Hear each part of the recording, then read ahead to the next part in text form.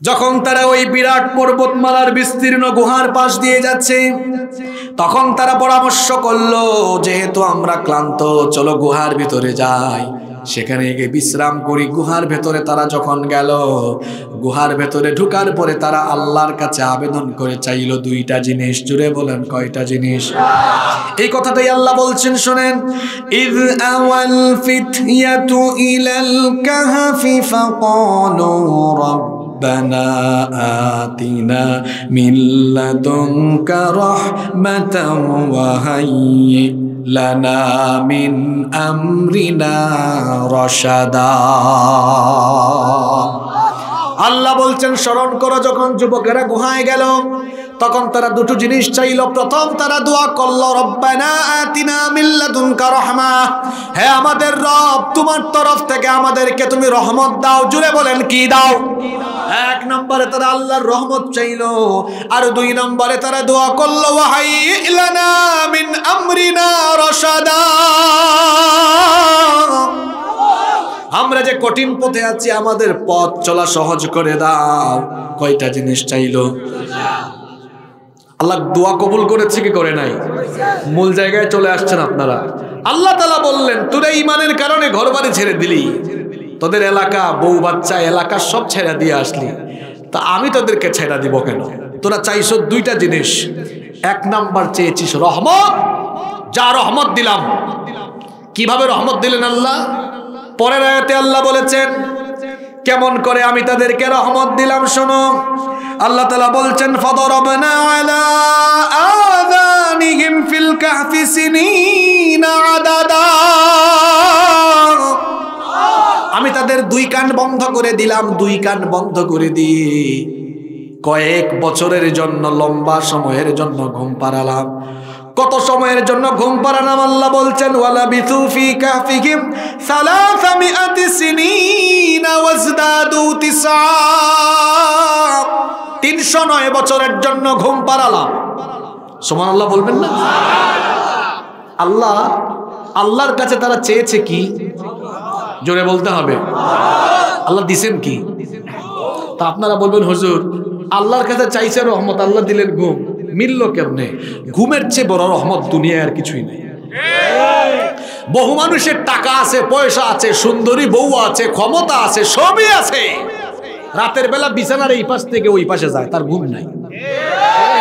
আর আরেকজন সারাদিন এই মাগুরার মোহাম্মদপুরে ভ্যান চালায়, বাজারও করতে পারে না। এই সন্ধ্যাবেলায় বাড়িতে গিয়ে বউকে বলে, ও বউ কিছু আছে? কয় বাজার তো করলাম না, বাসায় কি থাকবে? কিছুই নাই। কয় দেখো না কিছু আছে কিনা, কালকে বাজার করব। কয় আছে তো, 2-3টা আলু আছে আর হালকা ডাল আছে। কয় অসুবিধা নাই, আলু সিদ্ধ করে ভর্তা করো আর ডাল করো। আলু ভর্তা ডাল ভাত খায়া এশার নামাজের পরে বান্দা যখন শুইছে, শুয়া মাত্রই টাকা পয়সা থাকলেই ঘুমানো যায় না। আর কিছু তো আছে যারা আলগা পয়সা খায়, জনগণের মাল খায়, হেরা এমনি ঘুমাইতে পারে না। যারা হারাম খুর, এদের চেহারায় হারামের ছাপ আছে। আমার ইমাম সাহেবের বেতন 10,000 টাকা। এখানে যতজন হুজুর বসা দেখেন, সব হুজুরের চেহারা সুরত ভালো, পরিষ্কার পরিচ্ছন্ন, ঠিক কি না? পয়সা করি কিন্তু কারো বেশি নাই। আমার নিজেরও বাড়ি নাই, বাড়িঘর নাই, আমরা এগুলার টেনশনও নাই। প্রত্যেক হুজুরের চেহারার দিকে তাকাবেন, কালো চেহারা কিন্তু মায়া আছে। আলগা পয়সা খায় না তো, হারামের দিকে নাই। আর কিছু কিছু লোক আছে, এসি গাড়ি, এসি বাড়ি, পয়সার অভাব নাই, কিন্তু চেহারার দিকে তাকাইলে কেমন জানি সুরের মতো লাগে। তো সুরের মতো তো লাগবেই, খায় তো আলগা পয়সা, 3 চুরি, গম চুরি, রাস্তার টেন্ডারের টাকা চুরি। এই জন্য হারাম খুরের চেহারার মধ্যে সুর সুর ভাব, সুরের সুর। আপনার কি খারাপ লাগে? খারাপ তো লাগবে তার, যার সাথে মিলে গেছে, ঠিক কিনা বলেন? আপনি হারাম খাবেন, হারামে আরাম পাবেন না।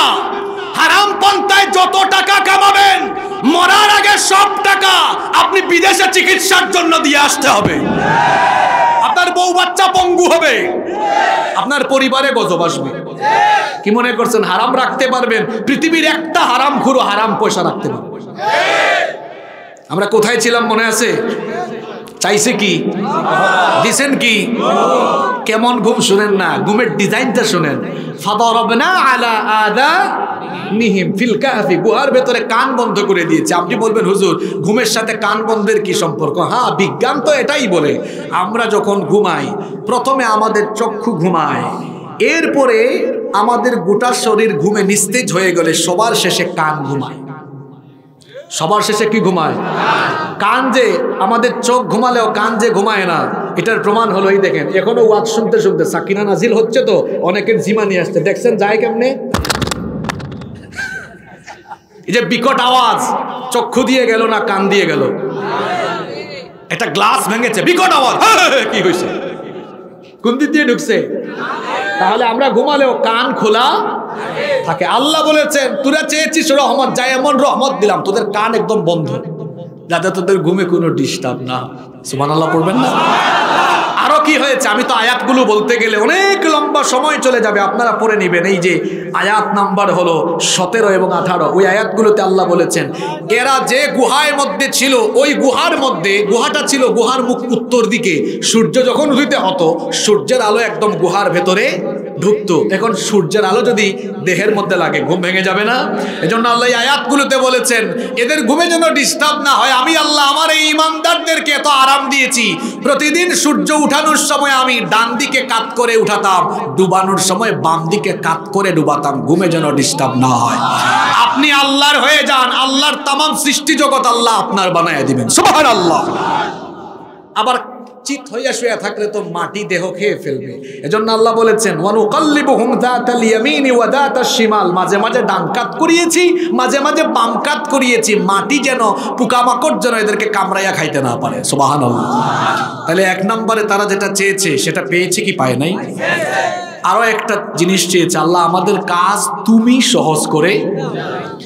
তাদের কাজটা কি?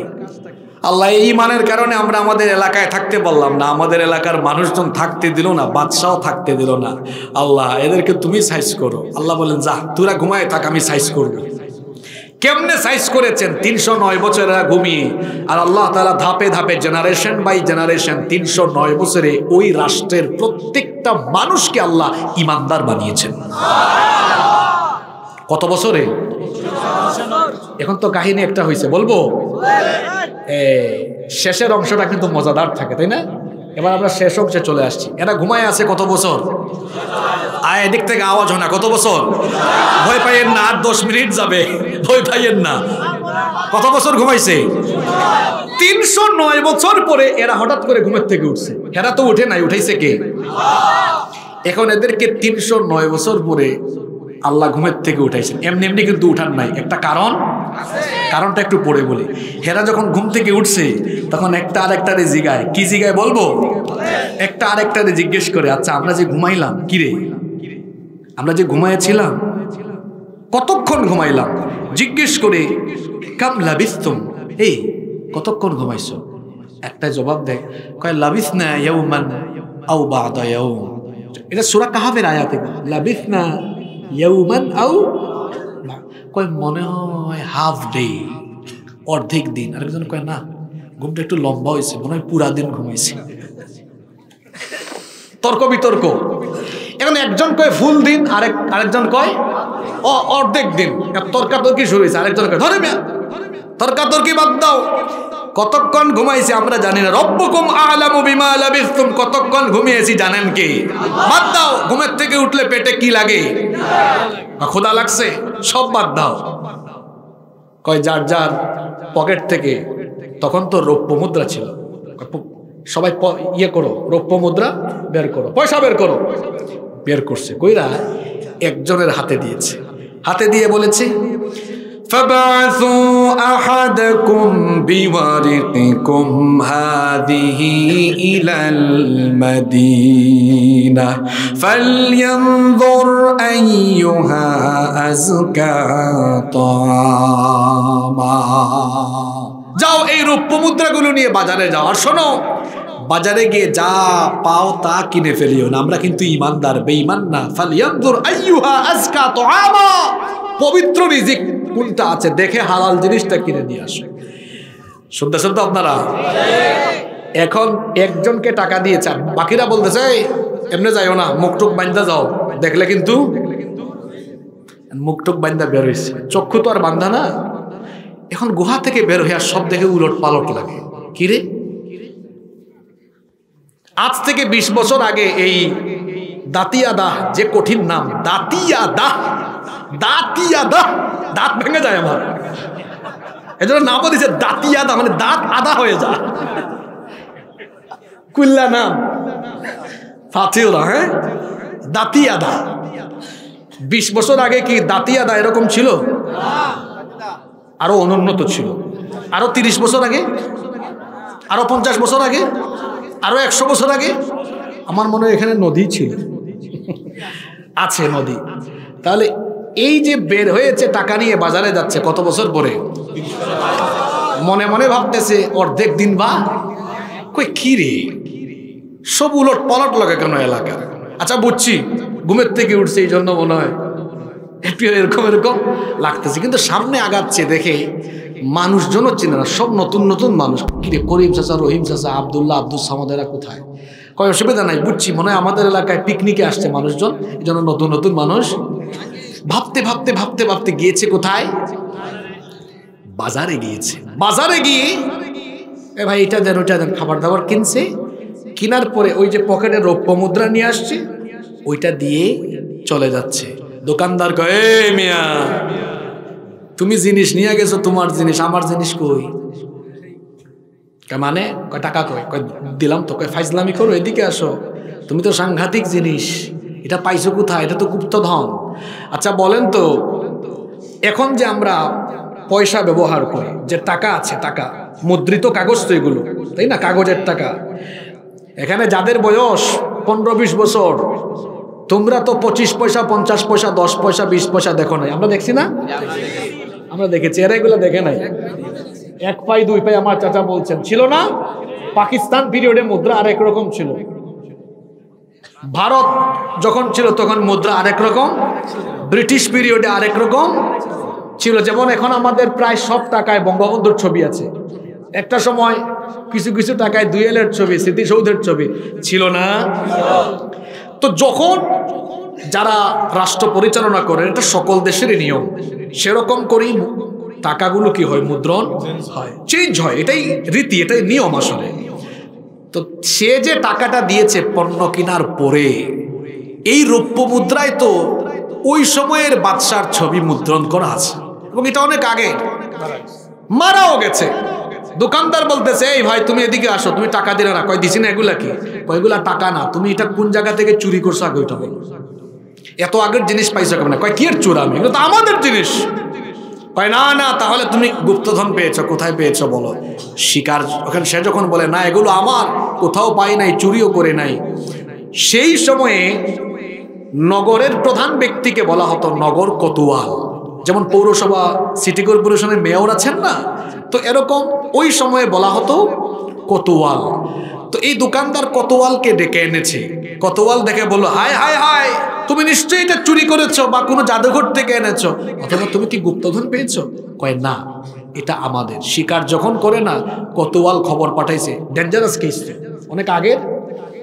অনেক আগের মুদ্রা পাওয়া গিয়েছে। বাদশাহ আসছে, আসার পরে কয় এই পাইছো কোথায় এটা, সত্যি করে বলো, আমার লোকজনের কাছে তুমি স্বীকার করে নাই। এখন কিন্তু বাদশাহ হাজির হয়েছে, বাদশার সাথে ফাইজলামি করো না। কয় কি এর বাদশাহ আপনি? কিসের বাদশাহ আপনি? চিন্তা করছেন? বাদশার আশপাশের লোকেরা কয় এই বেয়াদব, এতক্ষণ তুমি বহু কিছু বলেছো, এখন বাদশার সাথে ফাইজলামি করো। কয় আমাদের বাদশাকে আমরা ভালো করেই চিনি, বাদশার সাথে ঝামেলা করে তো এখানে আসছি।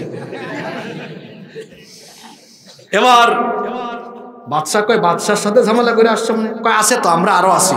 কয় তোরা আরো আস মানে? কয় আছে আছে। কয় কোথায় আছে? কয় গুহায় আছে। আছে আছে, কোথায় আছে? এখন বাদশাহ সহ গেছে কোথায়? যাওয়ার পরে বললো এই তোরা 7 জন এখন আসো, সত্যি করে বলো এই মুদ্রা কোথায় পেয়েছো? কয় এটা আমাদের 7 জনের মুদ্রা। কোথায় পাবো আমরা? কয় না, তোরা চুরি করছো, আমি কিন্তু বাদশাহ, কথা না মানলে শাস্তি দেবো। এখন আগে কইছে 1 জন, এখন 7 জন। কয় কি এর বাদশাহ আপনি? আমাদের বাদশাকে আমরা চিনি, আমাদের বাদশার সাথে আমাদের একটা ঝামেলা আছে। ঝামেলা কইরেই আমরা এখানে আসি। বাদশা বুঝতে পারলেন ঘটনা কিছু না কিছু এখানে। তিনি অফিসের কর্মকর্তাদেরকে বললেন, তোমরা আমার পূর্ববর্তী বাদশাদের ফাইল তলব করো অফিসে, দেখো কিছু পাওয়া যায় কিনা। ফাইল উল্টানো শুরু হয়েছে।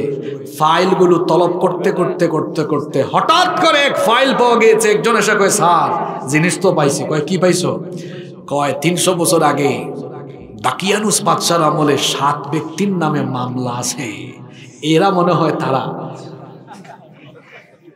তখন বাদশা বলল, দাকিয়ানুস তো বহু আগের, 7-8 জেনারেশন আগের, উনি তো মারা গিয়েছেন, তো সেই সময় ঝামেলা করে এরা এখানে আসছে।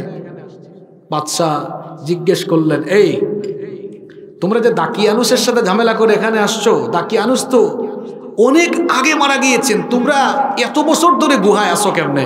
কই, কি এর এত বছর? আমরা তো সকালে আসছি, এখন না বিকাল হয়েছে অথবা একদিন হয়েছে। সুবহানাল্লাহ পড়বেন না?